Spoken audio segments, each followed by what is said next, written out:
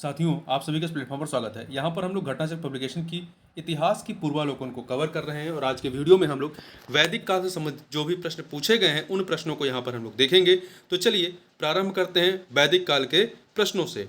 तो यहाँ पर जो भी प्रश्न हैं उनको हम लोग पूरी व्याख्या के साथ देखेंगे, जिससे आपके लिए काफ़ी उपयोगी साबित होगा। तो पहला प्रश्न है कि आर्य शब्द इंगित करता है किसे?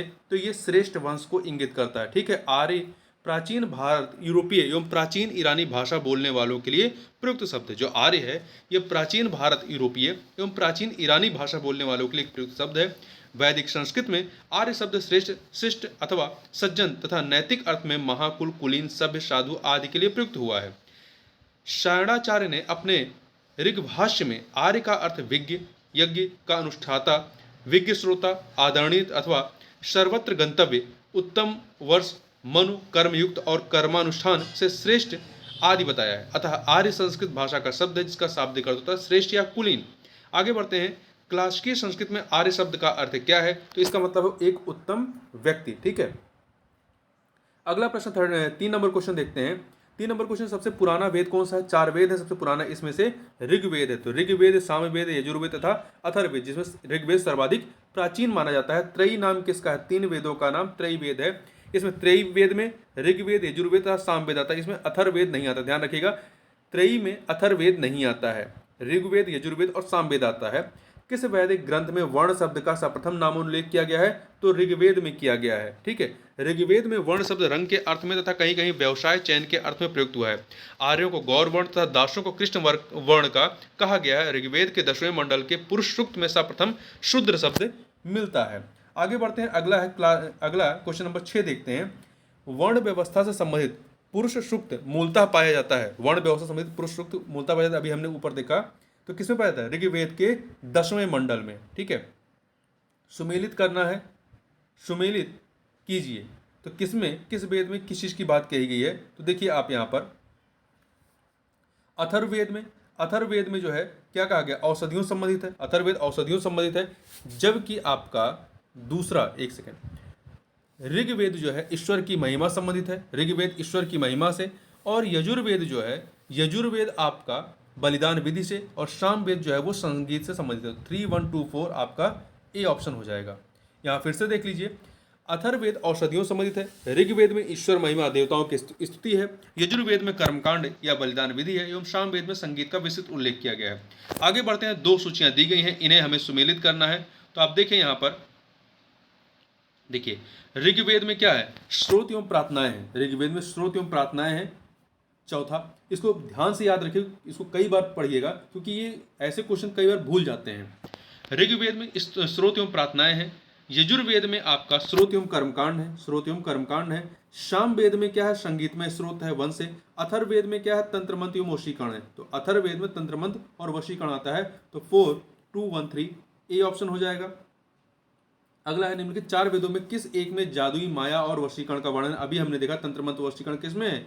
ये आपका तंत्र मंत्र और वशीकरण आपका अथर्ववेद में। किसमें है? अथर्ववेद में। ठीक है, तो सी ऑप्शन हो जाएगा। ऋग्वेद में ऋचाएं कितनी हैं? तो कितनी ऋचाएं हैं? तो देखिए इसमें ऋचाओं की यदि बात करेंगे तो यहाँ पे देखिए, एक सेकेंड, ऋग्वेद में कुल कितने सूक्त हैं? देखिए 1028 सूक्त हैं तथा 10,552 जो है 10,552 ऋचाएं या मंत्र हैं। 10,552, तो 10,552 इसमें नहीं दिया गया है। ऋचाओं की संख्या काफ़ी कम दी गई है। तो ये जो है आपका 10,028 मतलब वो क्या दिए गए हैं? सूक्त बताए गए हैं। तो यहाँ पर इनको सूक्त लिखना था, तो ये आपका ए वाला सही हो जाता। ऋग्वेद है क्या? ऋग्वेद स्तोत्रों का संकलन है। आगे बढ़ते हैं। 2 सूचियाँ दी गई हैं, इन्हें हमें सुमेलित करना है। देखिए ऋग्वेद से संबंधित क्या है? ऋग्वेद से संबंधित जो ऐतरेय है। सामवेद से संबंधित क्या है? सामवेद से संबंधित आपका पंचविश है, तो 4 से मिलाइए। अथर्ववेद से क्या संबंधित है? गोपथ है। यजुर्वेद से क्या संबंधित है? शतपथ है। तो 3, 4, 1, 2 अर्थात सी ऑप्शन। यहाँ फिर से देखिए, ऋग्वेद ऐतरेय, सामवेद पंचविश, अथर्ववेद गोपथ, यजुर्वेद शतपथ। निम्नलिखित में से कौन सा ब्राह्मण ग्रंथ जो है वो ऋग्वेद से संबंधित है? अभी हमने ऊपर देखा ऐतरेय ब्राह्मण। ठीक है, यहाँ पे देखिए ऐतरेय ब्राह्मण, तो ऐतरेय ब्राह्मण हो जाएगा। जबकि शतपथ ब्राह्मण किससे है? यजुर्वेद से है। ये शतपथ जो है आपका यजुर्वेद से। गोपथ ब्राह्मण आप यहाँ देखिए अथर्ववेद से है। और तैत्रीय ब्राह्मण जो है तैत्रीय, एक सेकेंड, इसमें आगे भी आएगा तैत्री का, तो देख लेंगे, ठीक है। आगे चलते हैं। गोपद ब्राह्मण संबंधित है किससे? अभी हमने यहाँ पे बात की गोपद ब्राह्मण की, तो यह देखिए अथर्ववेद से। गोपद ब्राह्मण जो है आपका अथर्ववेद से संबंधित है, तो यहाँ पर सी हो जाएगा। ऋग्वेद का कौन सा मंडल पूर्णतः सोम को समर्पित है? तो नौवां मंडल जो है, ऋग्वेद में कुल 10 मंडल हैं, जिसमें नौवां मंडल के सभी 114 सूक्त जो है वो सोम को समर्पित है। ऋग्वेद संहिता का नौवां मंडल पूर्णतः किसको समर्पित है? तो ये सोम और इस पेय पर नामांकित देवता को समर्पित है।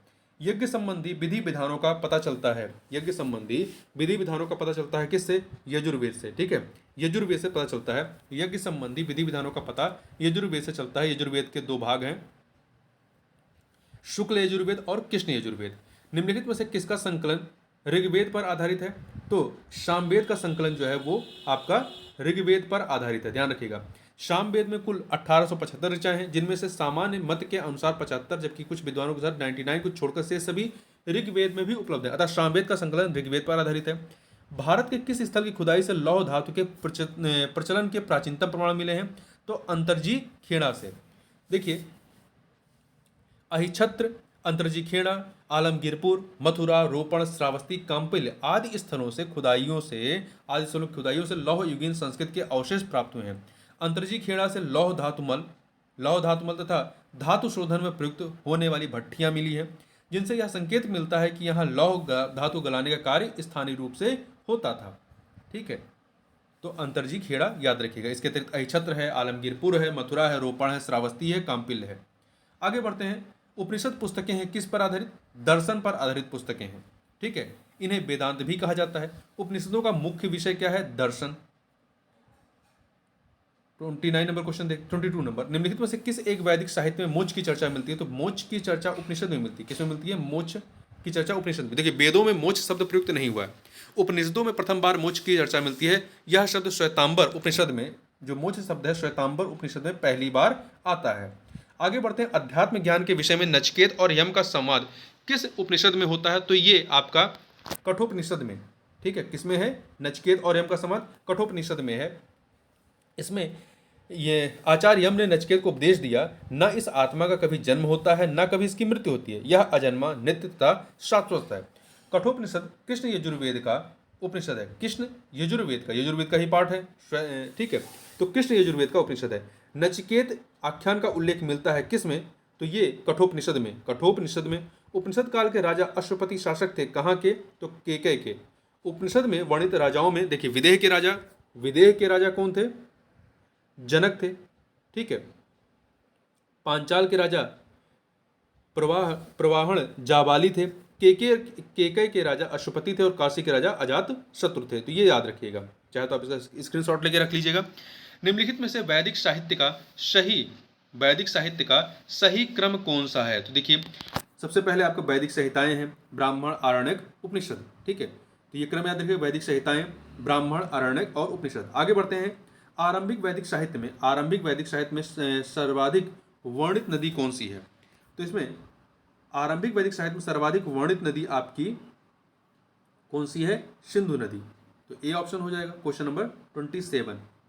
देखिए, सिंधु नदी का ऋग्वैदिक काल में सर्वाधिक महत्व था, इसी कारण इसका उल्लेख ऋग्वेद में सर्वाधिक हुआ है। सिंधु नदी को उसके आर्थिक महत्व के कारण हिरण्यनी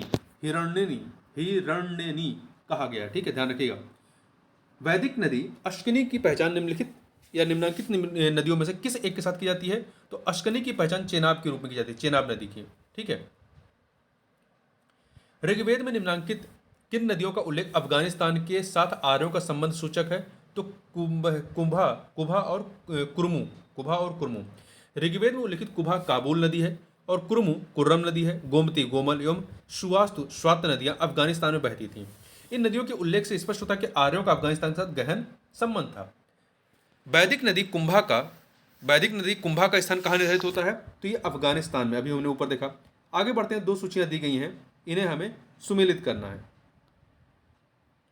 वैदिक नदियां और उनके आधुनिक नाम। तो यहाँ पर व्याख्या में देख लेते हैं, ज़्यादा आसान पड़ेगा। तो ये कुंभा को काबुल, परशुनी को रावी, सदानेरा को गंडक और शतुद्री को सतलज नदी के नाम से जानते हैं वर्तमान में। निम्नलिखित में से कौन सी प्रथम चतुष्टय वेदोत्तर काल में प्रचलित है? निम्नलिखित में से कौन सी प्रथा चतुष्टय वेदोत्तर काल में प्रचलित रही है। तो देखिए यहाँ पर आपका धर्म अर्थ काम मोक्ष, इसके अतिरिक्त ब्रह्मचर्य, गृहस्थाश्रम, वनस्पत और संन्यास, ये दोनों ए और सी। ठीक है, देखिए चारों पुरुषार्थ धर्म अर्थ काम मोक्ष की अवधारणा वैदिक काल में नहीं थी, ये वैदिक काल में नहीं थी। मोक्ष की अवधारणा पहली बार उपनिषद में आती है। उसी प्रकार से आश्रम व्यवस्था, ब्रह्मचर्य, गृहस्थ, वानप्रस्थ, संन्यास का प्रचलन वेदोत्तर काल में हुआ। आश्रम शब्द की उत्पत्ति या व्युत्पत्ति श्रम धातु से हुई है। आगे बात करते हैं, अगला प्रश्न है कि धर्म तथा रीत भारत की प्राचीन वैदिक सभ्यता के केंद्रीय विचार को चित्रित करते हैं। धर्म तथा रीत भारत की प्राचीन वैदिक सभ्यता के एक केंद्रीय विचार को चित्रित करते हैं। इस संदर्भ में निम्नलिखित कथनों पर विचार कीजिए। दो कथन दिए गए हैं। धर्म व्यक्ति के दायित्वों एवं स्वयं तथा दूसरों के प्रति व्यक्तिगत कर्तव्यों की संकल्पना था। धर्म जो है व्यक्ति के दायित्वों एवं स्वयं तथा दूसरों के प्रति व्यक्तिगत कर्तव्यों की संकल्पना था, सही कथन है। दूसरा, ऋतु मूलभूत नैतिक विधान था जो सृष्टि और उसमें अंतर्निहित सारे तत्वों के क्रियाकलापों को संचालित करता था। तो यहाँ पे दो के दोनों कथन सही है, सी ऑप्शन हो जाएगा। आगे बढ़ते हैं, क्वेश्चन नंबर 34 देखते हैं। 34 क्या है? भारतीय संस्कृति के अंतर्गत ऋत का अर्थ क्या है? ऋत का अर्थ क्या है?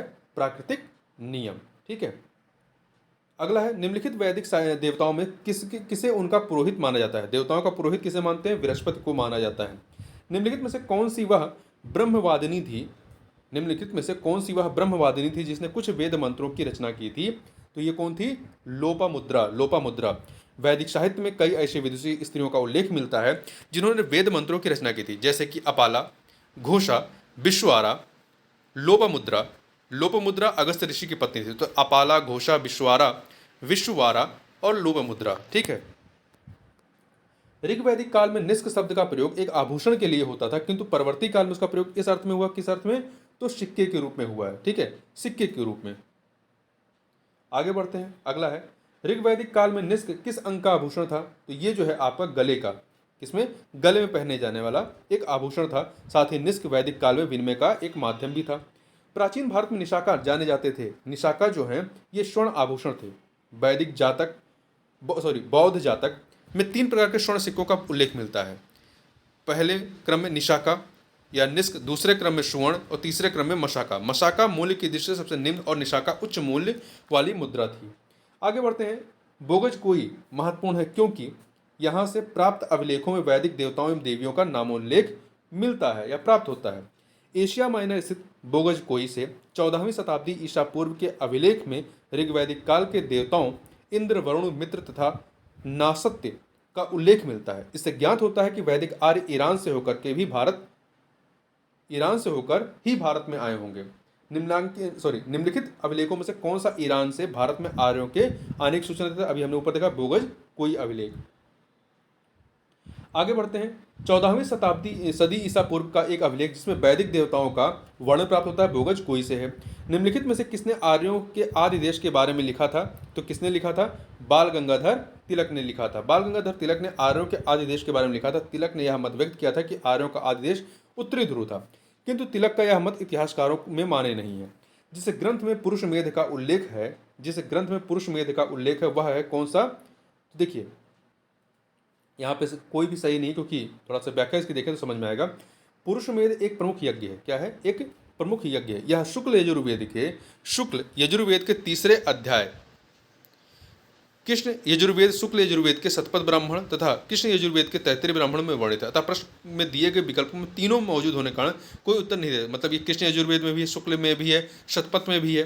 ठीक है, यद्यपि अनेक इतिहासकारों ने केवल शतपथ ब्राह्मण की चर्चा करते समय उसमें पुरुष मेध यज्ञ की चर्चा करते हैं। तो इसमें से एक आपको चुनना होगा। एग्जाम में यही आ जाता है प्रश्न, तो आप शतपथ ब्राह्मण को चुनिएगा। आगे बढ़ते हैं, शतपथ ब्राह्मण में उल्लिखित राजा विधेय माधव से संबंधित ऋषि थे। कौन थे? तो ऋषि गौतम राहुगण। शतपथ ब्राह्मण में उल्लिखित राजा विदेह माधव से संबंधित ऋषि कौन थे? ऋषि गौतम राहुगण। आर्यों के पूर्व दिशा की ओर प्रसार के विषय में शतपथ ब्राह्मण में वर्णित विदेह माधव की आख्यायिका उल्लेखनीय है। इसके अनुसार राजा विदेह माधव से संबंधित ऋषि गौतम राहुगण थे। उत्तर वैदिक काल में निम्नलिखित में से किनको आर्य संस्कृत का धुर समझा जाता था? उत्तर वैदिक काल में निम्नलिखित में से किसको आर्य संस्कृत का धुर समझा जाता था? तो कुरु और पंचाल राज्य को। उत्तर वैदिक काल में नगरीकरण की प्रक्रिया आरंभ हो चुकी थी। कुरु, पंचाल इस समय के प्रमुख नगर बन गए थे तथा ये नगर उत्तर वैदिक काल या उत्तर वैदिक सभ्यता के मुख्य केंद्र या धुर थे या हब थे। गोत्र शब्द का प्रयोग सर्वप्रथम कहाँ हुआ है? ऋग्वेद में हुआ है। ऋग्वेद में गोत्र शब्द का मूल अर्थ गोष्ठ अथवा वह स्थान जहाँ समूचे कुल का गोधन पाला जाता था। पूर्व वैदिक आर्यों का धर्म प्रमुखता क्या था? तो इनका प्रकृति पूजा और यज्ञ क्या था? प्रकृति पूजा और यज्ञ पर आधारित था। भक्ति तथा मूर्ति पूजा का उदय मौर्योत्तर काल में होता है। मौर्य काल के बाद ऋग्वेद काल में जनता निम्न में से मुख्यतः किसमें विश्वास करती थी? तो यह बलि एवं कर्मकांड में विश्वास करती थी ऋग्वेद काल में। ठीक है, ऋग्वैदिक काल में लोग प्रकृति की शक्तियों को वैदिक देवता एवं देवियों की प्रार्थना, यज्ञ जिसमें बलि और कुछ कर्मकांड नहीं थे, में विश्वास करते थे। प्रसिद्ध 10 राजाओं का युद्ध किस नदी के तट पर लड़ा गया था? तो ये परुष्णी नदी के तट पर, परुष्णी नदी से आधुनिक जिसका नाम है रावी नदी, ठीक है, जिसमें भारतों के राजा सुदास की विजय हुई थी। आगे बढ़ते हैं। ऋग्वेद में उल्लिखित प्रसिद्ध 10 राजाओं का युद्ध किस नदी के किनारे लड़ा गया? परुष्णी, जिसे रावी कहते हैं।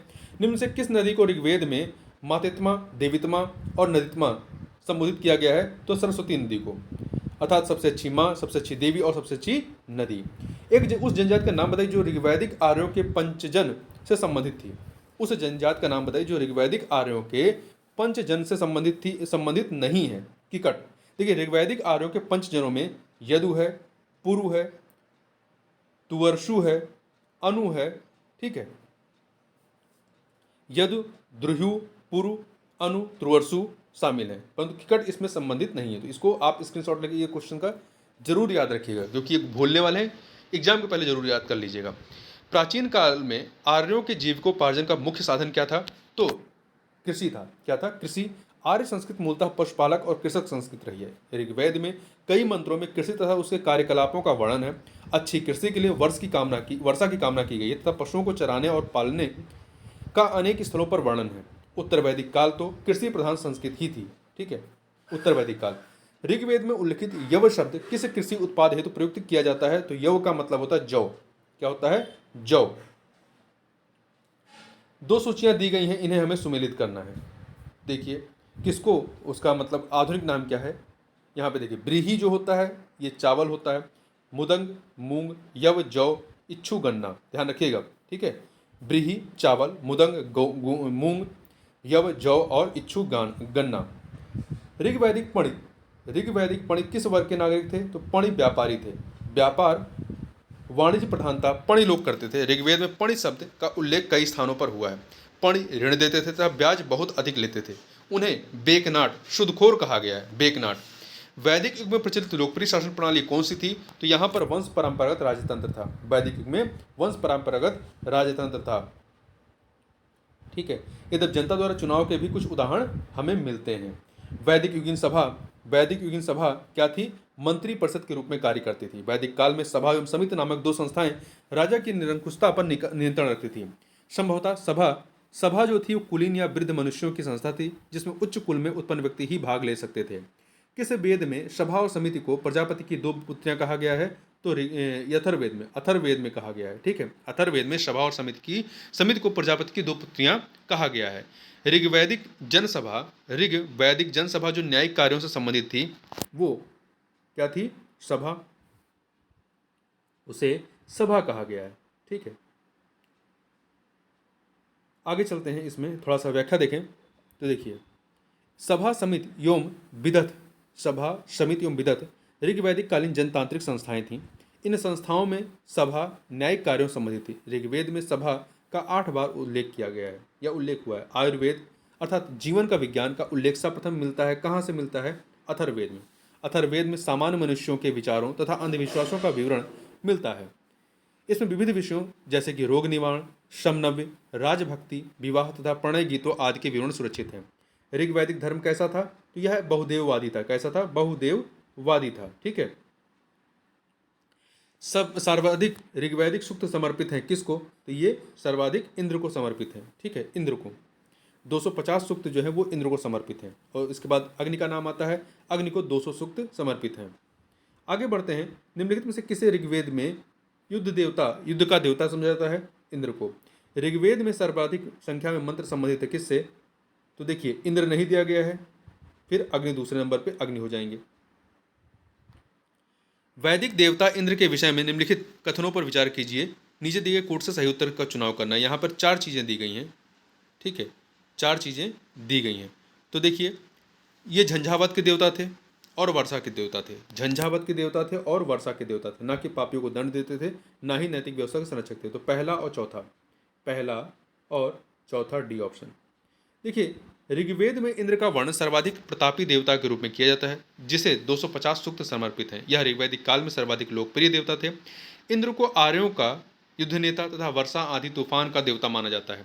इंद्र को वृत्रासुरहंता, वृत्रासुर नामक राक्षस का वध करने वाला, पुरविद किला को भेदने वाला, सोमापा सोम का अत्यधिक पान करने वाला, सतकृति 100 शक्तियों का स्वामी आदि नामों से जाना जाता है। नैतिक व्यवस्था का संरक्षक वरुण को कहा जाता है। नैतिक व्यवस्था का संरक्षक जो है वरुण को कहा जाता है। इसके अतिरिक्त कुछ मंत्रों में पापियों को दंड देने के लिए इंद्र और सोम से प्रार्थना की गई है।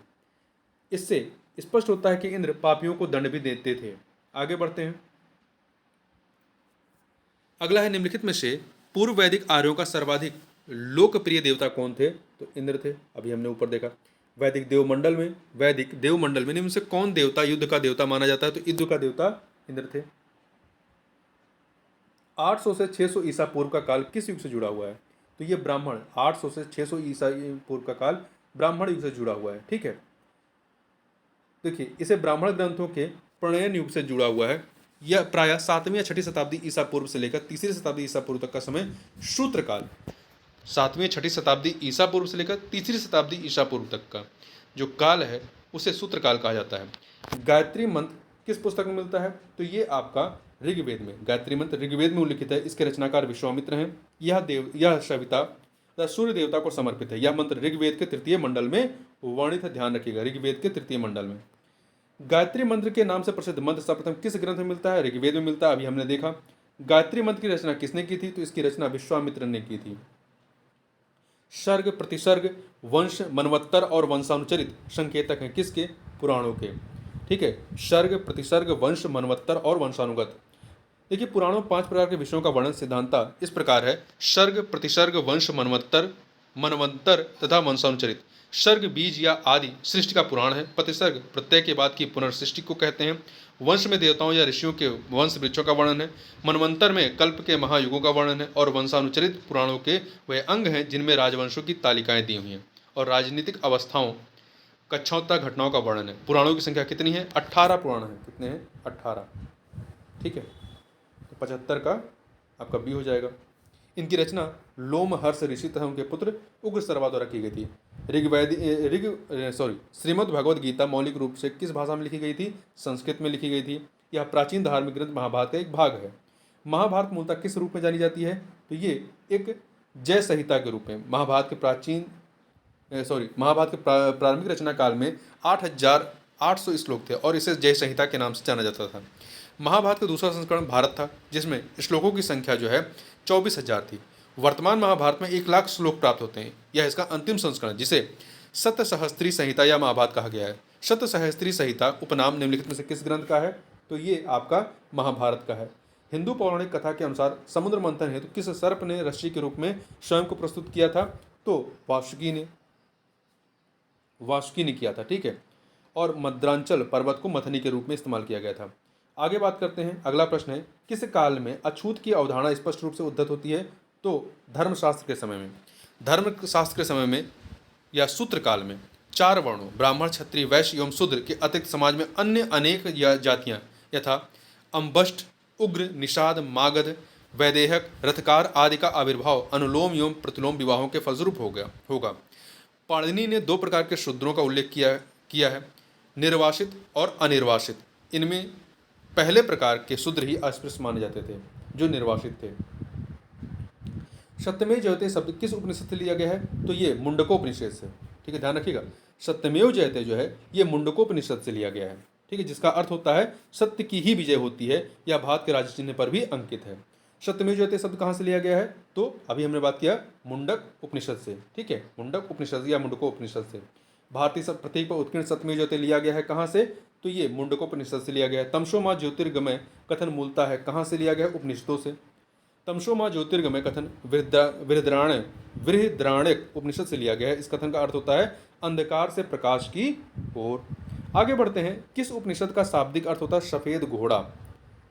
इनमें से कोई नहीं है। देखिए, किस उपनिषद का तात्पर्य सफेद घोड़ा नहीं है? विकल्प में देखिए, किसी उपनिषद का तात्पर्य सफेद घोड़ा नहीं। श्वेताश्वतर उपनिषद का अर्थ सफेद घोड़ा होता है। श्वेताश्वतर उपनिषद का अर्थ सफेद घोड़े द्वारा ढोया गया होता है।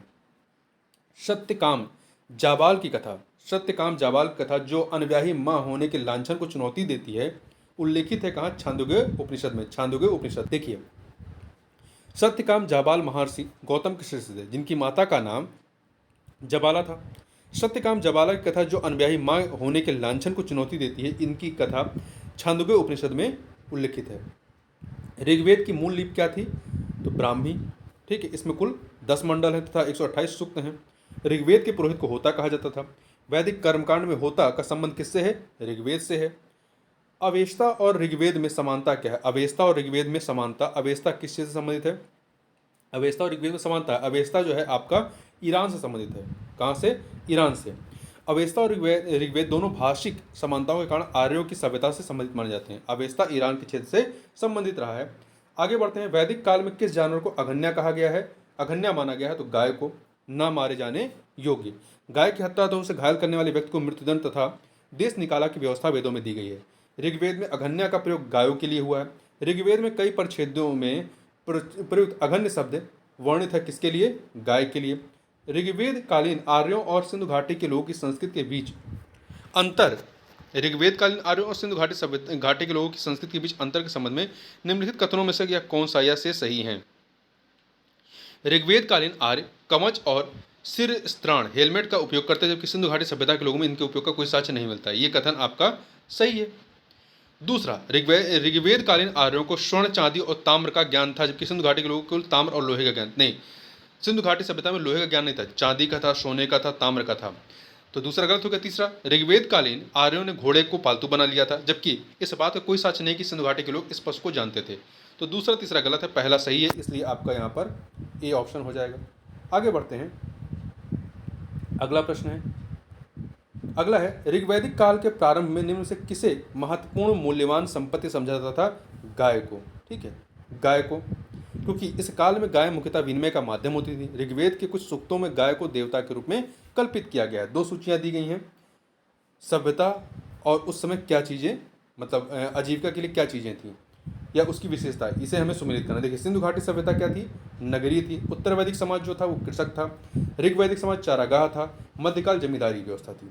तो फिर से देखिए, सिंधु घाटी सभ्यता नगरीय, उत्तर वैदिक काल जो है कृषक समाज था यहाँ पर। ऋग्वैदिक समाज चारागाहों का था, चारागाह यहाँ पर बहुतायत में थे।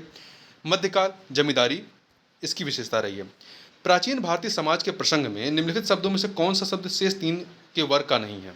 देखिए, कुल, वंश, गोत्र है, परंतु कोश मतलब भंडार होता है, ये अलग है। संस्कारों की कुल संख्या कितनी है? संस्कार कितने हैं? कुल 16 संस्कार होते हैं। संस्कार का शाब्दिक अर्थ होता है परिष्कार, शुद्धता अथवा पवित्रता। गौतम धर्मसूत्र में इसकी संख्या 40 मिलती है। मनु ने गर्भाधान से मृत्यु पर्यंत 13 संस्कारों को उल्लेख किया है। बाद की स्मृतियों में इनकी संख्या 16 स्वीकार की गई है। अतः यही सर्व प्रचलित है। कितने संस्कार होते हैं? 16। अगला प्रश्न है आपका, जीविकोपार्जन हेतु वेद वेदांग पढ़ाने वाला अध्यापक कहलाता था क्या? इसे उपाध्याय कहा जाता था। वैदिक काल में जीविकोपार्जन हेतु वेद वेदांग पढ़ाने वाला अध्यापक उपाध्याय कहलाता था। आचार्य गुरुकुल की स्थापना करके अपने शिष्यों को पढ़ाता था तथा कोई फीस नहीं लेता था, किंतु शिष्य के द्वारा दी गई दक्षिणा स्वीकार कर लेता था। तो इस प्रकार से इस वीडियो में बस इतना ही। नेक्स्ट वीडियो में हम लोग बौद्ध धर्म को देखेंगे। तो इस वीडियो में बस इतना ही। मिलते हैं नेक्स्ट वीडियो में, तब तक के लिए बहुत बहुत धन्यवाद।